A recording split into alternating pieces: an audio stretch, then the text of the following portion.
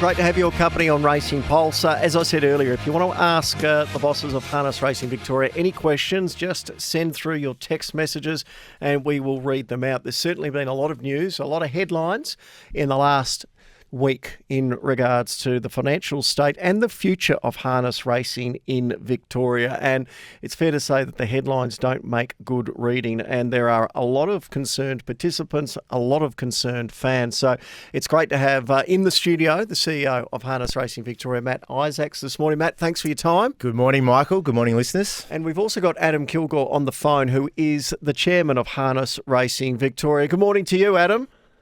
Hi, Michael. Adam, you've been on the board since 2017, 2018, is that correct? 2018, that's right. Yes, yeah. So how much responsibility does the board of Harness Racing Victoria hold for the current financial state when we read that the harness racing industry in the state's been losing on average $20 million over the last 4 or 5 years? Well, to take it back to 2015, Michael, which is when the government changed the Act and brought in an independent board. They did that because harness racing in Victoria, had a couple of decades of, pretty poor management. So they did that because they thought independent people would make decisions in the best interests of the whole industry. And, I know from previous lives when I was involved in the thoroughbred trainers up in New South Wales, the one thing I know is if you get 10 participants from racing in a room, you'll get 10 different views, and it's very hard to actually, land a decision that works for the whole industry. So I'll give you an example. When I first turned up in 2018, I saw that trainers were only getting 7.5% of prize money, and the drivers haven't had a rise in their drive fee for 11 years. So I pushed quite hard in that independent board environment for the drivers to get a rise and the trainers to get a better percentage, same as the thoroughbreds and the New South Wales harness trainers. Anyway, the board independently debates it and as a whole comes down and says, well, that cost will just come back on owners. We don't want to punish owners at the moment. We want to keep them in the ecosystem. So as a whole, it's better for the industry that we don't change those trainer and driver rises. So that's an example of how an independent board has worked, looking at the best thing for the industry overall. So the other thing, when you talk about how responsible the board is, I think you'll acknowledge that there's going to be a lot of change across all the racing codes all around Australia soon. Revenues have come off significantly in the region of about 30% over the last couple of years. And predominantly what pays for the sport is wagering turnover. And harness racing, is still probably the most expensive product in Australia. In Victoria, we get just over 2.5 cents for every dollar, put through a wagering service provider. And that's been significantly in decline. And we've known that. The cost base as a statutory body is also anyone who runs a business know your costs are going through the roof. So everything for the insurances we have for all the clubs and drivers, which have doubled in the last 3 or 4 years, through to our energy costs and wages have gone up significantly. So, we've had that perfect storm where wages and costs have gone up, revenues coming down, and right at that point, pretty much as the state of Victoria, is struggling to make their interest payments, they've decided that they have to, judge priorities too, and have pretty much taken a step backwards from funding racing and said that you've all got to stand on your own 2 feet. So we found ourselves in that perfect storm, and it's, evolved quite quickly. That said, the board has been on the job for 18 months or so in terms of cost reductions and trying to do what we can on the revenue side. And, the actual losses really don't paint the picture. What we've tried to engineer for the industry is what we called in the board a soft landing. So you would have seen last year we took $3.9 million out of prize money and we made significant cost reductions to the organisation of HRV to get those savings moving. But we probably could have and should have cut deeper, particularly into prize money, which at the moment sits at 66% of our overall costs. That's their returns back to participants through prize money. Now, that's a historic high, and until last year, prize money, up around 50 million, was as good as it's ever been. So we try to preserve it and communicate to the industry that change is coming, and we're at the point now where change has got to come, and it's got to be significant. So, Adam, I'll get to Matt in a moment about what that future funding and prize money looks like, but there's been a lot of conversations, a lot of discussion that the industry has lost the confidence of the board, the confidence as you as chairman, and also the executive as well. They want to change. They want a fresh view. And there's also a bit of confusion about how the Melton, the home of harness racing, the Melton track is embroiled in all of this, that there is some thought that the track could be lost because is it essentially owned by the government, as the harness racing is a Victorian government statutory body, and has it been borrowed against that? Yeah, so let me deal with Melton first. So the piece of land we're talking about is surplus to requirements. It's a piece of land that's already zoned and ready for residential development on the Bacchus Marsh side of that whole piece of land. So we're still entirely owners of the track and the facilities around it. So in 2019... So that's not in jeopardy? The track will not be going anywhere? No, it's not. So it's a surplus piece of land, as I say, which, you know, you'd need a pair of binoculars to see from the track, right? So it's the track itself is fine. To build and buy and develop the track 10 or 12 years ago, obviously Harness Racing Victoria borrowed money, and so we had about $43 million worth of debt in response to that. The government in 2019 changed the law and said that statutory bodies, of which HRV is one, couldn't, if they sold land, they had to return the proceeds to the Treasury in the consolidated revenue. So mindful of that, the board has spent the last 2 or 3 years negotiating with the government to get the best sort of compensation deal they can back out of the government. Now, as the Minister said the other day, the government has forgiven the $43 million worth of debt we had by, getting ownership of that surplus land. And they've also given us some dollars for compensation, as we've eased into this hard time. What was that land valued at? We had valuations up around the $100 million mark. So if the land's valued at $100 million, but the government's giving you $43 million back for that land to wipe the debt, that sounds like it's a bad deal, doesn't it? Yes, but, what the law says, and we've got legal advice on this, is that the government was quite within their rights to take all $100 million of it.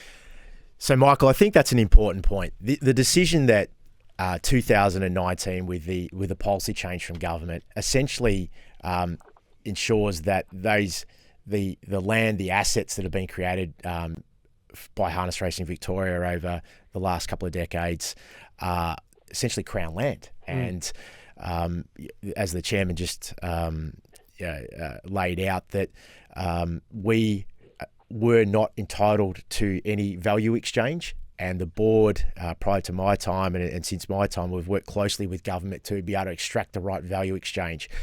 And it's not right at this particular point to comment on exactly what the valuation is. We're working actively with Minister Carbines to ensure that the industry is compensated appropriately.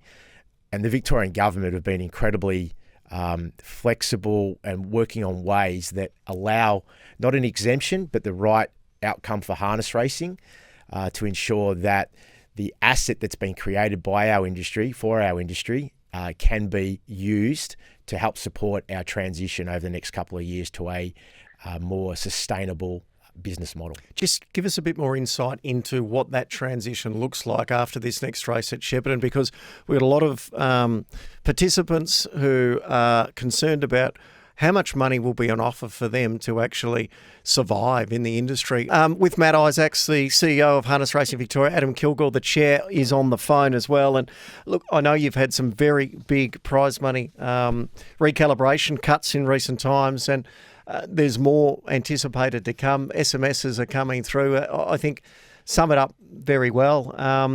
Hi guys, the cost to continue training pacers and trotters with the increased feed and all other expenses and the prize money on offer in the middle and bottom levels is unsustainable. I cannot continue to be in the industry. How much more will the prize money be cut by? So we've got to work through that, but just to put it in perspective, since 2019, I think prize money's roughly increased 20% since 2019. So investments have been made that ultimately Harness Racing Victoria hasn't been able to afford to make into returns to participants.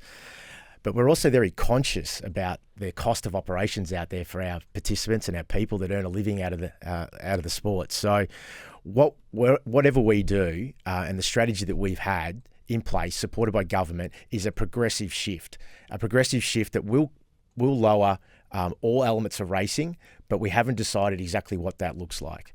When we came together with senior stakeholders that represent components of the industry a couple of weeks ago now on the 5th of August, we were really looking for people to buy into the challenge and help co-create what that can look like. The simplest way would be to take it all down evenly, but I don't think that's the right approach. We need to be able to ensure that the participants, particularly at the bottom end, can fight for their survival and race for prize money that ultimately ensures that they are remain in the sport, because that's very important for the population of horse numbers. And we also need to ensure that we have the right aspiration at the upper end as well, because without the upper end, without the names like Just Believe or Leap to Fame, there is no aspiration in our sport. So you don't introduce ownership and breeding gets impacted. So we need to ensure that we get the balance right. And it's a pretty complex puzzle to unpack and then rebuild. So we're in that process at the moment. But what we're trying to do is look to where there's what I believe and what our team believes is some inefficient use of prize money that has been historically in place. We're looking at that. And as an example of that, we've recently made some changes to a product that we have, or a race meeting called the Breeders' Crown, which is essentially a futurity series that hasn't been supported by industry to the same extent as it was 15, 20 years ago. And now we've reduced our base money contribution to that race series. So that doesn't impact everybody. It impacts a small group or small cohort typically, but we want to ensure that we are doing things more efficiently with the prize money base that we have. So that's what we're working through at the moment. So does Harness Racing Victoria own any of the racetracks around the state, or are they all under the auspices of the state government? Yeah, they're all Crown land. Okay, so you can't sell anything? All Crown land, with the exception of one location in the west in Hamilton, but I'm not too sure of the exact details of that situation. So would you consider rationalisation to reduce the cost base of running those clubs? I think it was probably earlier, a couple of months ago, I was in here talking about what we were doing around our race program changes, Michael, which have been working incredibly well for us. It's driving revenues, it's driving turnover. I think we are, according to some numbers captured by one of Australia's leading bookmakers, where I think we are on an average race turnover basis, the fastest growing code of any of the three codes nationally. So that's working for us, but that's a challenge. And as the chairman indicated before, for every $1 of betting, you're getting roughly 3 cents returning back in your product fees to the industry. So that's going to be a slow recovery process. Is that something you can renegotiate, especially if it is a government-run organisation? Can you renegotiate what the tax takeout that they are taking directly from you? Well, we could work on that, the point of consumption tax, but what I'm talking about is the direct fee for betting on our products. That's called race field fees, which all codes charge. And we need to be very careful about the cost of our product. We're very small. We're about 1.8% of the overall national racing market from a wagering standpoint. So we have to ensure that we're competitive against other product propositions. Otherwise, it's very easy for you not to be found in somebody's app to bet on. So we have to be very careful about that. And look, the joint venture, the cessation or the ending of that has changed a lot of things in the Gallops as well. Right. There's changes.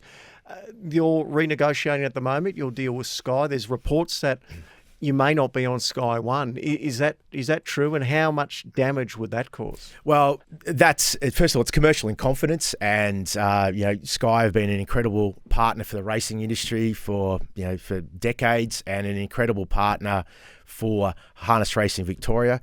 We are concluding a long-term contract that concludes with Sky that we're renegotiating at the moment.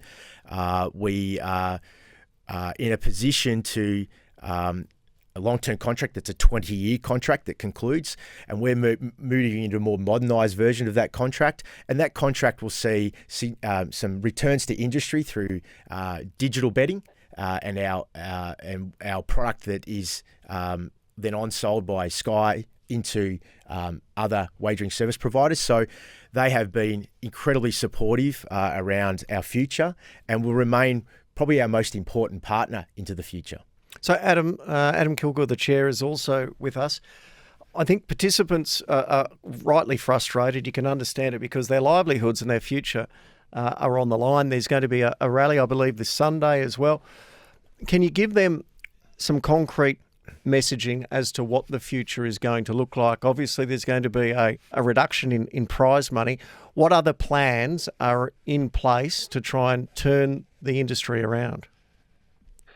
Yeah, well, I think both the rally and also the statement that some of those participants put out the other day was pretty reckless, really. Matt's being very diplomatic. Matt and his team are, in confidence negotiations on about 2 or 3 matters at the moment, which are crucial to future industry funding. And that statement pretty much made his job all but impossible. So that was a very reckless thing to do. So do you think that's cost money? That's cost the industry money? Oh, I've no doubt it has, yes. So, it's sad because we've brought those people into our confidence and taken them along for the journey. So none of this is a surprise to them, Michael. It's something we've worked with them on for some years. And yes, prize money is probably going to take another hit, and that's sad. But we're coming off as good a times as the industry's had. And, anyone who runs a business knows that costs are up and revenue is very hard to get, right? The squeeze is on. So we are no different. And the political scenario has lined up too, that the government has made a decision that it's more important to fund hospitals and schools and public transport than it is to top up prize money for harness racing in Victoria. That's just a political reality. And if you look further afield up in Canberra, the Prime Minister is trying to hold the line and come out with a compromise deal on the changes to gambling. If he can't get a negotiated outcome there with the coalition, then, the whole industry is looking at about another 30% turnover drop. So there's plenty of headwinds to come, Michael. Have you got a guarantee from Racing Minister Carbines, as it is a state-run industry and the amount of people that are employed by it, that they will not let the sport die? I think on that, the government are absolutely committed to harness racing. We're funded as a Victorian racing industry by an allocation of funding and a point of consumption tax that essentially come into effect last week with the ending of our long-term joint venture agreement with Tabcorp. So the Victorian government are absolutely committed to racing and by extension harness racing.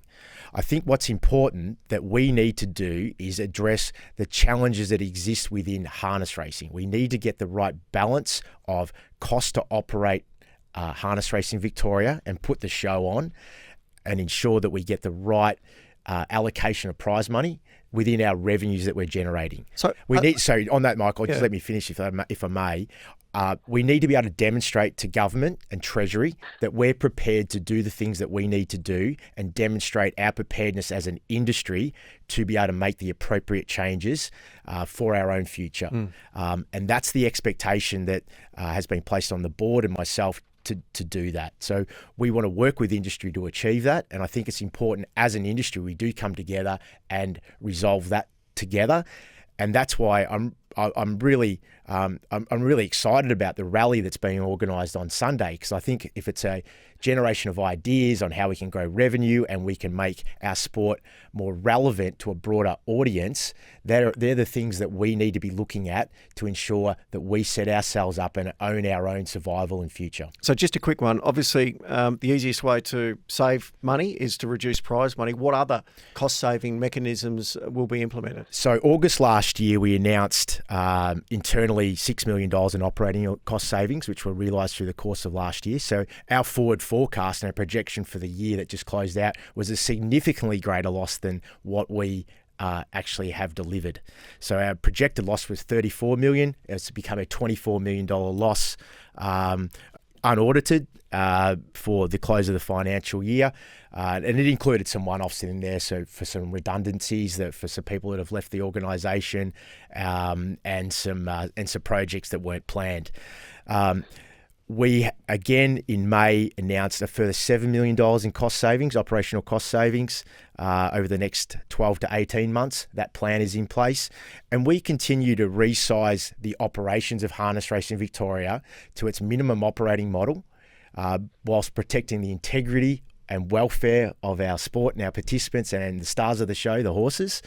And we will continue to rebase and find the minimum operating model that ensures that we deliver the requirements asked of us under the Racing Act. Because it's a bit of a cycle that is almost a cycle to the bottom. If the prize money continues to get cut and those that work in the industry can't make a living, well, there is no industry. That's exactly right. So we have to be able to balance cutting fast, which the board, the executive, took a plan to government that was a progressive shift to allow time for people to be able to make the appropriate adjustments as we start to work towards our sustainable future. There's a clear step change through that. Government are supporting that transition, and we are very conscious that it does impact people. The industry is all about people, and we need to ensure that we protect those people in the industry to the best of our ability. Adam, so Michael, can I just say, I mean, close to home, I mean, you've even seen it at RSN, like really good managers like Bernard Saundry have tried for the last couple of years to get that sorted, and you've seen the revenues go down, sponsorship, all that sort of thing, and it's still losing a couple of $1 million a year, which the industry funds. So no one's immune, right? Well, the only thing I'd say about that is that RSN has reduced its budgets straight away the last 3 years in a row, and the argument has been that Harness Racing Victoria was a bit too slow to act, and it should have been cutting a lot quicker and a lot earlier. So that is probably right, but that's been to the benefit of the participants who've been taken along for the ride, so that, as Matt said, they can make the appropriate adjustments on their investment. They're going to send their broodmares, this year to the breeding barn. What decisions are they going to make over, a period of time? If we had have just, cut 30 million out of it on day one, the industry would have gone into a spiral, which in our estimation, it wouldn't have come out of. So final word, Adam, because we're running out of time. Yourself and the board remain steadfast. You are the best people to lead the industry? I think it's a high-quality board. We've been working in difficult situations. I also think we've got as good an executive team as you get anywhere in racing in Australia, and they're doing a super job too. So it's not an easy job. It's not one anyone would relish, and the participants just have to work with us and come along for the ride, and we'll, make the industry sustainable in the future. We've got great people, great participants. We've got an incredible industry here in Victoria that I'm very proud to be part of. And we are committed to ensuring that we transition this industry to the right operating base. And I think I've been able to demonstrate that over the last 12 or so months since I've been at Harness Racing Victoria.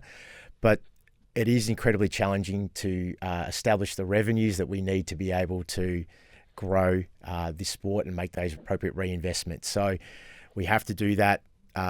We have to do that together, and we have to do that with a consideration of how that impacts people's livelihoods, and we're doing that from the heart. Appreciate your time, Adam, and also, Matt, happy to get you on any time because you want to talk directly to the participants. This is the best medium to do so. And I mean, there's a lot of frustration coming through on the SMS, which you are both only too well aware of.